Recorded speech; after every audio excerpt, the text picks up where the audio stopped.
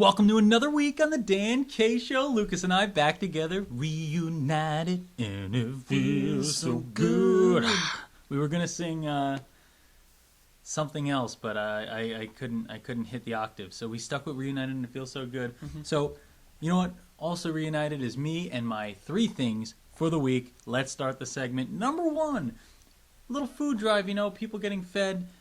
Feeding the hungry out there, the Florida Eels down in Florida. They did a Florida food drive, the Hockey Fight Hunger food drive, and the Florida Eels winning the contest. They had not only do they win on the ice, but they're winning off the ice, folks, with helping fight hunger. And you gotta love anything that the league does. This league does more than just play hockey. It turns boys into men, and that's what they're doing here with this Florida Eels squad. And these young men they're touching lives with what they're doing. And they're helping people who need it, and we really big props out there to the Florida Eels. And there's a lot of teams out there doing these things. And Lucas, you can't be more happy with what they're doing out there, right? Oh, absolutely. It's great to see these teams getting involved off the ice as well with some charity work that affects their areas that they play in. And you know, we're done with charity work, but this kind of might be a little charity case here for me. Getting followed now, a new follower alert for Dan. Follow Friday. Well, it's going to be Thursday when this airs, but we'll call it Follow Friday, as Christoph Oliwa, former Stanley Cup champion, is now following this guy, this face, this mug on Twitter.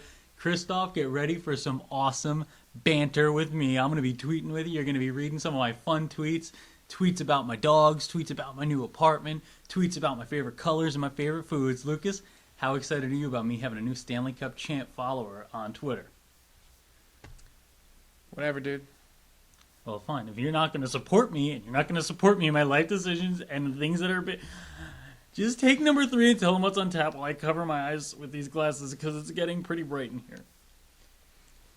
For number 3, Dan, I'm going to go ahead and take over and tell you what's on tap. This week is a Premier week. We are going to be going over our Premier predictions. We're almost at the halfway point of the season, so it's time to put our money where our mouths is and get some predictions on the air.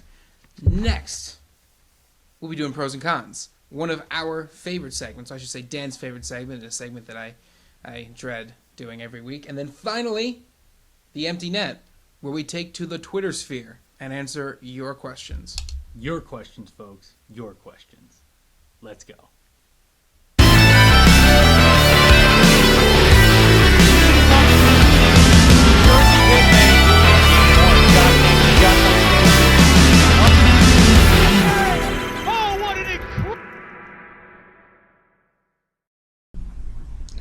Good news for your USPHL hockey fans in England. Afternoon hockey is coming your way this Friday the 13th at 9:20 a.m. as the unstoppable force meets the immovable object in this elite division action. The 13-1 Islanders Hockey Club are the leaders of the North Conference as they take on the Hampton Roads Whalers, who are 15-1 at the top of the South Conference. These teams couldn't be any different from one another. The Islanders Hockey Club has a division low of only giving up 22 goals so far this season, led by their goalie tandem of Mike Mastrogiacomo and Justin Ferguson. As a team, their goals against average is 1.55. Let's take a look at the Hampton Roads Whalers. They are an offensive team scoring a division high of 86 goals in the season, led by their top 2 scorers Dominic Moore and Kyle Perkowski, who have 32 and 29 points respectively. My prediction for this Jason Voorhees Day game is the fans get a real treat. For he shoots, he scores. I'm Ryan Shoot, and these are my biscuits for your baskets. Time to get a little Regal, a little Premier predictions. Lucas and I, it's time to put our money where our mouth is, as Lucas said, and it's time to really put some things on the line. Lucas and I are going to have a bet. Hashtag D and L wager. Hashtag Dan and Luke wager. Hashtag Dan K Show, hashtag whatever you want to hashtag to get us. We want to find out what we should be wagering. I mean, Mike and Mike do their sheets of integrity for March Madness. We're doing this for the Premier League. We're going to pick our top 8 teams going into the playoffs, and we're going to see who gets closer to being right at the end of the year, and we're going to see who's the winner. And Lucas and I are going to put something on the line. Lucas, you have any ideas for things, or should we just kind of let the people pick? I think we should let the people pick. So follow both of us on Twitter if you haven't already. Follow USPHL Hockey on Twitter. Follow all those things on Twitter, and then tweet at us. All of them. Let us know Tweet us. what you think our wager should be. It can be ridiculous. It could be serious. It could be whatever you want. And tweeting isn't bird noises, because I think that sometimes when we don't get tweets on certain days, like I think people might think, I started when someone first told me that Twitter existed, Lucas. Mm-hmm. I thought that it was just like a bird related kind of thing, like birds on the internet. So what I would do is I would Wikipedia cool birds. And like whatever bird would pop up, whether it was a mallard or like a flamingo or something like that, I'd sit there and I'd tweet. I tweet aloud. I tweet aloud on my own and just stare at birds. And I thought that was Twitter. Yeah? Yeah, I thought that was Twitter. And it turned out I had a roommate at the time, and he moved out. He didn't know why I was doing that, and we have not spoken since. But I just want to say, Jake, it's no harm, no foul. No harm, no foul. I'm famous now, and I have a show with my name on it, and I don't know where you are, but, you called me out, okay? I didn't know any better. I had not known. It was new. Technology was new to me. I didn't know I shouldn't be tweeting like that. Are you looking for a reaction to that? Because there's... Lucas is here for me, Jake. Nothing. Luke is here for me. Let's move on. Let's move on to our predictions. I want to predict, but you know what, folks? You can tweet to us what you want us to wager. I think costumes. We're going to be showing up for the All-Star game. I mean, one of us may have to show up in a costume, maybe. I mean, I think there's a lot of different ways we can do this. We could have to do something embarrassing. We could have to maybe switch roles on the show. Maybe one person be the captain for a week, and he's then one been person doing would this. be I am the captain. I reiterate this every week, Lucas. I am the captain now, and I will always quote that great Tom Hanks movie, Sleepless in Seattle. I am the captain now. Every single time. Why don't we get to the Premier predictions? Let's get to the predictions. Let's get to that. Let's get to the predictions. Let's go. Let's start. Lucas, very close, right, in the standings right now. Mm-hmm. But, I mean, we look at the 8th seed, and you have the Syracuse Stars and the Portland Pirates. They seem to be the two teams battling for it. At the beginning of the year, my big prediction was that there's Stars in Syracuse. And I said that the Stars were going to find their way into the playoffs this year, even in their first year in existence in this Premier League, at least. They've existed as an organization.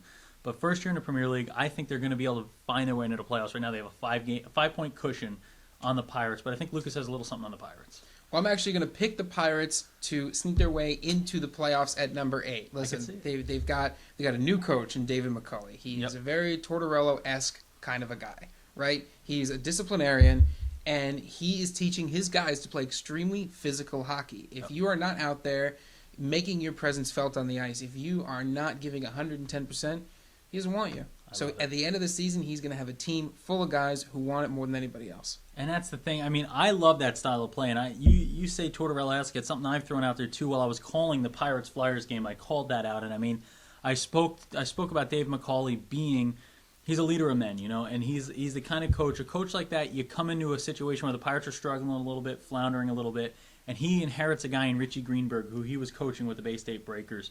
And Greenberg's a hustle player. He fits into that system. I think he's going to be a leader in that system, Richie Greenberg. And I think the Pirates can make that run. I mean, I've already picked the Stars, so I kind of stick with them. But, I mean, if anyone's going to make the run, it's that team. Only thing I'd say, Lucas, only knock. Tough to play that style of play in a long season. You got 25 or more games left in this year, and you're playing blocking shots every day. You're playing hard every day, and you're playing for your life on the ice each day with Dave McCauley. You're really battling.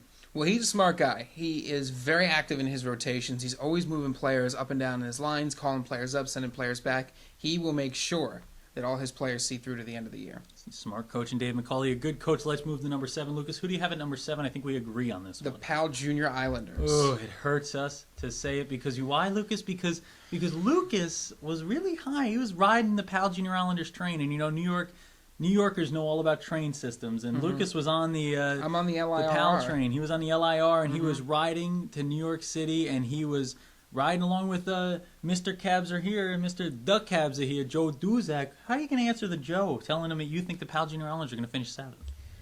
I mean, the numbers speak for themselves, Dan. I love Joe. I love the Islanders. But you look at what they've done so far this season, and they've done a great job. They swept this weekend. Mm-hmm. They really showed some dominance, and they really showed that they're able to put up numbers. But it's the consistency. It is, yeah. I mean, and I can see what you're talking about. I mean, but you got Katola. Katola's going to be a guy when you get to the playoffs. Goaltenders play big. Katola's going to have to play big. I mean, He's going to be a guy that's going to have to carry him. I think Duzak's going to have to get back and hash a little bit more on the defensive side when you get into the playoffs. It becomes a more defensive-minded game, and it becomes a late-scoring game. Who's the last one to score, obviously? I mean, it's a Maddenism, but I think Duzak's going to have to hash back on the defensive end, and I think a guy like Gottfried's going to be a guy who's going to have to sneak in some goals for him, a line mate. You have Duzak and Gottfried switching kind of roles on there. I mean, right now, Duzak, he's got my birthday going on statistically. 6 goals, 28 assists. 628 is my birthday, folks. I share that with Devin Brink of the Flyers, but... 6 goals, 28 assists. I think you got to switch that up. You got to see a little more goal scoring from Corey Gottfried coming from that line. It's going to be interesting for Pal, but we disagree at number 6 and 5. We both agree on Pal at 7. We're going to agree on that. I mean, Absolutely. little struggles. Pal is going to have to turn it around. They're going to have to keep themselves there. They're going to have to cement themselves in. This is where it gets fun. Lucas, what do you see here at the 6th spot? I've got the Philadelphia Flyers, but I know, Dan, you're going to disagree with me. Tell me why I'm wrong. I'm on the payroll of the Flyers. I'm on the payroll of the league. So, I try to shout out to Richie Greenberg's mom. She came up to me. She said, "Thanks so much, Dan, for calling the games the way you do. You don't cheer for a side. I'm not a homer, you know what I mean? And when people do that, my head gets bigger and bigger and bigger and bigger. And at this point, I cannot fit in this apartment. I'm going to need another room in this apartment to put my head in because people like Richie Greenberg's mom, they really make my ego really go through the roof because I am excited to hear people give good feedback like that. Which is impressive, really. You managed to make his ego even larger than it already is. So, well done. That's very sarcastic, folks. But let's go into the let's go into the Flyers. I think this is a team that struggled in the goaltender spot. It looked like it was going to be a year where they were going to have to outscore everybody. All of a sudden, Curtis Fry solidifies that goaltender spot. 3 games in a row where he allows 1 goal. Then they shut up the Okanagan European Eagles. This is a team that's not allowing goals. Now they're not scoring. And that's kind of a problem, and you've heard it from Coach B. She's kind of confused at times where when the offense is there, the defense isn't there. When the defense is there, and that's kind of a problem. Sometimes when the offense is there, it means you're forgetting the defensive side. Defense is there. I think this is a team, if they score in the playoffs, and they score late in the season, they're going to give everyone problems with Fry playing well in net. I think this is a 5th seed. I think you put the Rangers 6th, even though I said, something about the Rangers. Well, I mean, I'm putting the Rangers 5th, Dan. I got to do it. You said at the beginning of the year the Rangers were going to be a top 5 team. I'm trying to help you out here. I know you are. I know what you're trying to do, but you folks, I am the king of second guessing myself. And what I found is if I diversify, right? Like when I invest, like when I go to if I went to the horse track, right, and there's 8 horses racing, I'm betting the same amount of money on every horse because you can't lose, right? No, it's actually mathematically incorrect. Is it? Yes. I've been doing it wrong for a long time. Are you sure you can afford this apartment? I can't. I've been bankrupt for months, Lucas. I'm squatters' rights, folks. Squatters' rights are how we're rolling here, and that's how we're doing this show, and that's how we're keeping it together. But, talk about the Rangers a little bit, Luke. Well, okay, so besides the fact that you claim they're going to be a top 5 team, you've got guys like Ryan Murphy, who have scored 20 points in 16 games. Dominic Brenza is an assist machine. He is all over the ice, dishing out the puck to everybody, and candidate for the all-flow team. We mustn't forget that very crucial statistic. Gotta love the flow, folks. Gotta love the main. And the reason why they're a top 5 team, Dan, is because they've got depth. You have 3 guys with 9 points. You've got 3 guys with 9 goals. 3 guys with 9 goals in your team. 3 guys with 10 goals on the team. Everybody is getting the puck. Everybody is scoring goals. There isn't one guy that you need to shut down. You can't shut down an entire team, Dan. You could if you just turn the power off in the arena, but I don't think that's going to work. Yeah, no, that only works in the Super Bowl. It works in the Super Bowl. Let's move. You know what? We've talked about the teams that are going to be away in the playoffs. Mm-hmm. Let's get into the home side. Let's get into the teams that are home. And this is a team we both agreed are home as the 4 seed solely because we need to try to break into that Ice-Fault Arena and get that trophy back, right, Luke? That's true. Number 4 is the Jersey Hitmen. And we want to make sure that they're home because then the Ice-Fault Arena will be open. And we need to make sure we rescue the Dineen Cup before they strap it to some cement cinder blocks and toss it into the Hudson River, never to be seen again. But they're not going to have to toss in the Hudson River if this team puts it together in the playoffs. And this is a team that's going to be a mess to deal with late. I don't think they're going to get to that top seed area during the regular season. I think they have some things to piece together before the playoffs. I think they still have some things to get better, things to get worse. But when they get to the playoff time, I don't want to be the 5 seed that plays the 4. I'll tell you that much. I'd much rather play a 3 or a 2 and take my chances against a good goaltender or a good defensive team or an offensive squad than try to battle a Hitmen team because the Hitmen always put it together in playoff time. They're scary. They're a threat because you just don't know. You don't know what they're going to do, especially to us after we put them forth. So let's move on now while we can and get a little more regal. I think we agree on number 3 as well, Luke. South Shore Kings. That's who I have. I think that's who Luke has. I also have the South Shore Kings. Dan. And I think it's because their goaltender is not just a township by name, but he covers a whole township of area with Teddy Lobero in that. He's just been the king of the Kings. Yeah, I mean, he's got a .924 save percentage, and that's something that, when it comes time, I mean, regular season, defense is important. Playoff time, defense becomes even more important. If you have a guy like Lobero back there, Yep. it's one less thing you have to worry about. I mean, you got a guy like that standing on his head. He's a circus in that, Teddy Lobero. You watch this kid play, and he can take over a game. And you watch it happen in the playoffs, right? Look at a team like the New York Rangers. There's a lot of times these last 2 years where they haven't been the best team. But you just put a guy like Lundqvist in net, and he says, no, sir. No, sir, you get nothing. You lose. Good day, sir. Goaltending wins championships. Lobero's a guy who can win a championship. You don't need to score with Lobero. You need to put 1 goal up a game when he's on, and that's it. He'll lock it down. That's true, Dan. But now we come to the interesting point. The interesting point. Who's going to win the league in the regular season? Who's going to be the top of the table? I think we got it this time. So on the count of 3, you're going to say who you think is number 1. And we talked about this. We've talked about it for hours. I've been here so long. Way too long. Lucas works like 95 hours a day, and it's true. He's like literally we'll talk about it later, but I mean, he's going to be tired tomorrow. On 3. 3. 1, 2, 3. Boston Islanders Junior Hockey Bruins. Club. I mean, how long did we talk about the Boston Junior Bruins? And I did my Boston accent. I was like, Baston. I was like, hey, pack it by the harbor. They're going to be packing goals in the back of the net. They're going to be talking about Nomad Garcia Power. He could drop the puck at the first game. We can go out there. We could talk about the Apples and how about them. We could do everything. We could talk about Ben Affleck, Matt Damon are going to write the script for this championship season. It's a Cinderella story.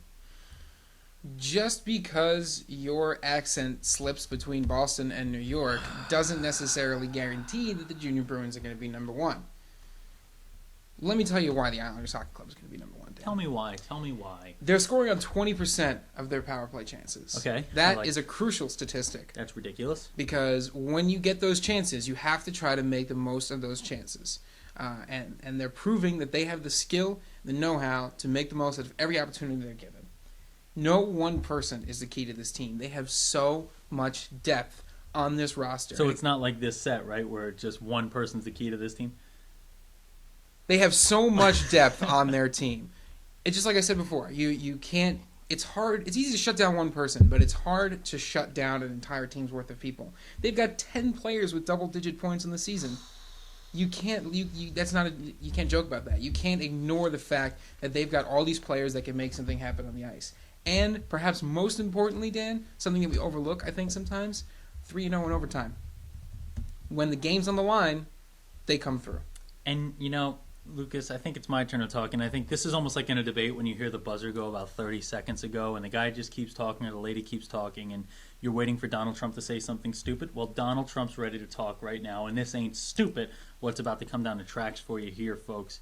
Hey, yeah, you know, do my Donald Trump. We're going to talk about the Junior Bruins, okay? Let's talk about Michael Kim. And you want to talk about Joe Duzak. Earlier in the year, we talked about the importance of a scoring defenseman and a defenseman that gets involved offensively. Let's talk Michael Kim. 3 goals, 18 assists, leading the way with 21 points for this team. You want to talk about double-digit points. We got 1, 2, 3, 4, 5, 6, 7, 8, 9. 9. Lucas, I can count the 9. I can't get the 10. But 9 different players with double-digit points. Not as good as 10. But this is a team that gives up even less, the least amount of goals in the league allowed by the Boston Junior Bruins, and a team that's sitting atop the standings right now. Don't ever count out the big guy, you know? And this is a squad that's always putting together new looks, new abilities. It is a depthy squad. It is a team where the young guy, the guy who I listened to last week, I did an interview with the Boston Junior Bruins, and they made fun of this guy, Johnny Do Rocket Do Roche. And this is a kid who, he's the young guy in the team. You know what I mean? You look at his baby face. The first thing Lucas said when he looked at the cover was what? He goes, wow, he's young. Wow. And that's the first thing he says. And that guy's a leader. Yeah. Luke. I mean, that guy's a leader. If that guy's a leader on your team and you have that many leaders, What happens when you're down by one in the playoffs? A lot of times teams press. This is a team that will not press. You're going to have guys like Kelleher, Picking, Jack Kilty, Clay Hahn, Brandon Borges. They're going to be putting things together. You go as deep into the lineup as Andrew Pop. I talked to Andrew Pop, and this is a guy who's not putting up the points. He's not the offensive kind of scorer, but he's the kind of guy who's involved in every play. He's a hitter. Ryan Callahan. That's who I'm going to compare Pop to. He's got Pop in his hits. He's got Pop in the way he plays, and I think a guy like a Ryan Callahan, look what he did for the Lightning. You know what I mean? He was a Ranger, moved to the Lightning, and the Lightning were always a team that had the skating ability, the speed, the talent, but they never had those guys who were going to bring the lunch pail to work and get the job done. And that's Andrew Pop, and I think that's the difference.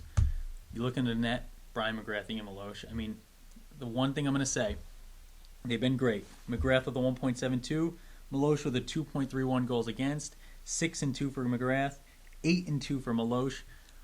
One area where I worry, who's the guy?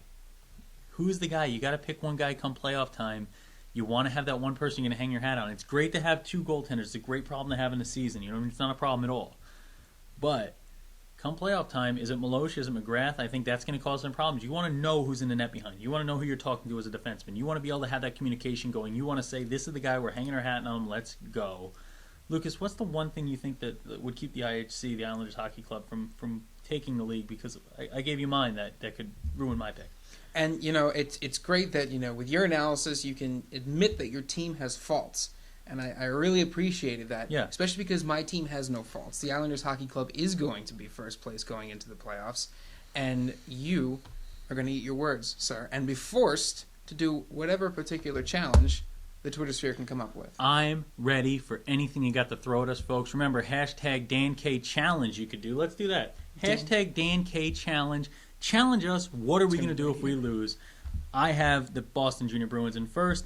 I have IHC in second. Lucas and I both have the Kings and the Hitmen in third and fourth. We flip-flopped the Flyers and the Junior Rangers in the 5 and 6 spot. Pal in the 7. Syracuse in the 8 for me. Pal in the 7. Pirates in the 8 for Luke. Time for pros and cons, right? Sounds good, Dan.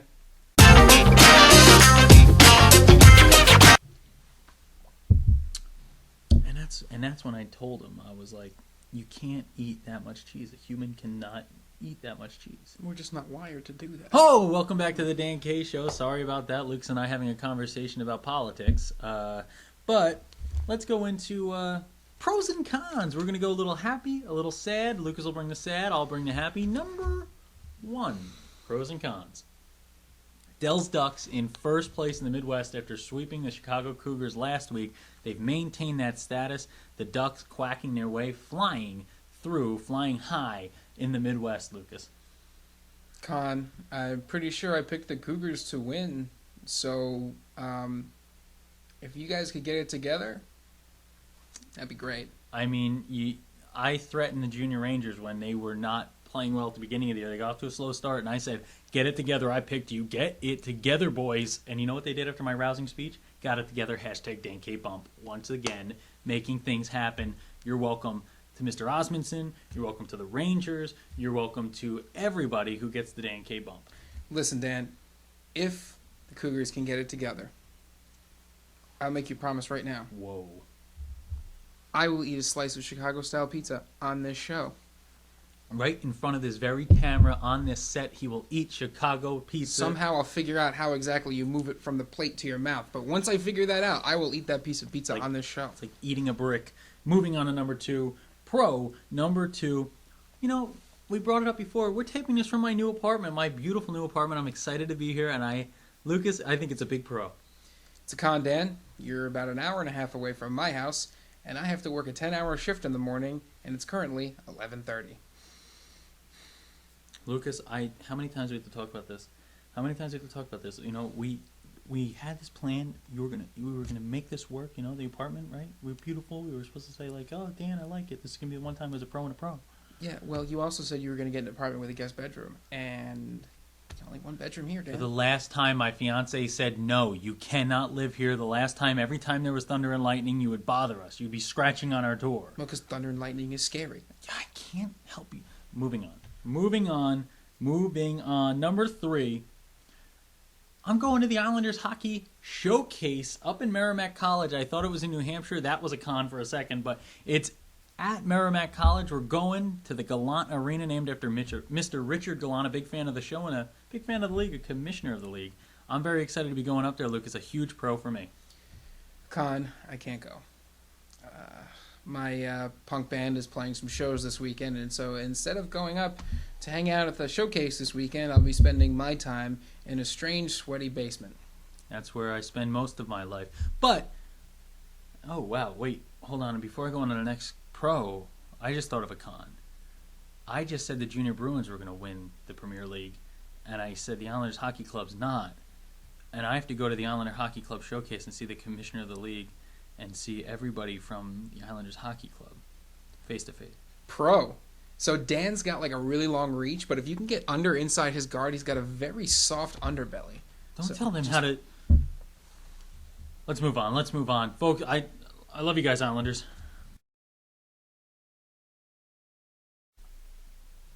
Welcome to the end of the show. Fortunately, or unfortunately, it's time for the Empty Net. This week on the Empty Net, we've got a couple of things to talk about, Dan. First of all, Chris Rotolo has been tweeting at us all weekend. Hi, Chris. Hi, Chris. Thanks for giving us updates. Your updates were great. I was seeing them come to my phone, as well as I'm sure Dan was seeing them come to his phone, keeping us abreast of all the important things that were happening. I do have a request for you, Chris. When you get to work, if you could say hi to Al Manarino for me, also working for the Asbury Park Press, that would be great. You know, Al works on News Over Brews, right? He does. But I don't know if Chris would be able to say hello to Al, like, right? Because Asbury Park Press, probably a big company. Well, I mean, no, print is a dying medium, so like they probably just have like 4 employees that all share the same desk. This is probably like the size of the entire... There's like one light that just hangs from the ceiling, slowly swaying back and forth. That basically sounds like what it probably is. But Chris, make sure you say hi to Al, even though we just kind of... we'll just say hi to Al, but, you know... News Over Brews, right? He's your buddy on News Over Brews. You guys host News Over Brews together. I was on News Over Brews once. When am I going to be back? Probably never. Dan, you described a chocolate stout as sharing qualities with a cheeseburger. That's not a flavor. In my defense, I had just eaten 5 cheeseburgers, and that's how I spend most of my days. And at this point, just the grease stays in my gums. Besides having to get that looked at, we'll be in touch. Yeah. Well, I'll talk to my doctor. I'll talk to a physician. Lucas, just let's go to the next thing in the Empty Net. You know, Dan, I'm spending a lot of time this weekend thinking. And I was thinking... You do that? Oh, all the time. It's great. You should try it sometime. I was thinking, Dan, how great would it be to have 3-on-3 overtime in the USPHL? Because the pros started doing it. They did. I mean, you know, it seems like it could be an interesting move and a good idea to prepare these young players for hopeful careers in pro hockey. But you know what?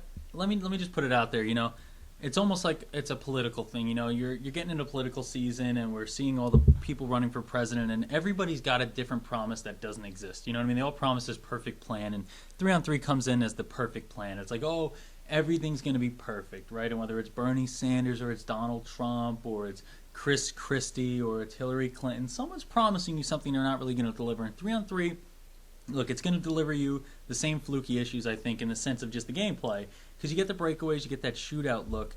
But the biggest thing I want to look at is what the USPHL is trying to accomplish, Lucas. We're trying to accomplish creating players that are ready for both levels. Both, if they want to, look, if a player's going to get drafted, great. But the big thing we're worried about here, getting you that college education, getting you ready for college, both on and off the ice. And the best way to do is a 4-on-4 overtime, playing real hockey, real battles, and really doing what you're going to do at the next level of college, Luke, you know? And I just don't want to see the game become too fluky because, look, if those defensemen drop down, you've seen it with the game so far. If a defenseman drops down to get involved in a play and the puck takes a weird bounce off of boards, immediately breakaway. 1-on-1 in the net. It's a shootout anyway. Just they don't have a chance to battle back in the shootout. I like shootouts. You like shootouts. We all like shootouts. Don't tinker. Don't mess. Tinkering's the worst thing. I play fantasy football. I'm terrible at fantasy football because I'm always tinkering. Sometimes second-guessing yourself is not the way to go. I never second-guess myself in anything but fantasy football. In real life, like if I immediately think, oh, maybe I shouldn't do that, nope, filters off, let's go. I've thought of the first thing, let's do it, and most of the time it goes wrong. Yeah, so, maybe in this case, though, you're right. You think so? I mean, I don't know. Lucas, let's just mark this day down. Today, Lucas said, I might be right. I think that's the first time I've ever heard that from Lucas. Maybe I might be right. Folks, we've had a really fun time on this show. Lucas has had a maybe más o menos fun time. But, Luke, let's kind of talk here.